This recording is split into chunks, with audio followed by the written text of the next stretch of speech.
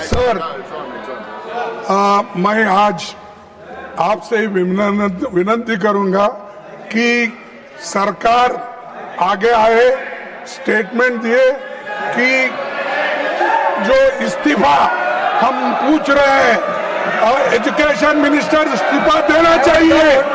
और लाखों हजारों लोग आज रास्ते पे गिरे हुए, लाठीचार्ज हो गई है और बहुत से हॉस्पिटल्स में हैं और उनके माँ बाप परेशान हैं। इसीलिए मैं आपसे विनंती करता हूँ, उनका रिजिग्नेशन पहला लीजिए, डिस्कशन शुरू कीजिए।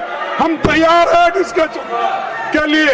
इस्तीफा जरूर होना चाहिए और जब तक आप इस्तीफा नहीं दिलाएंगे, डिस्कशन शुरू नहीं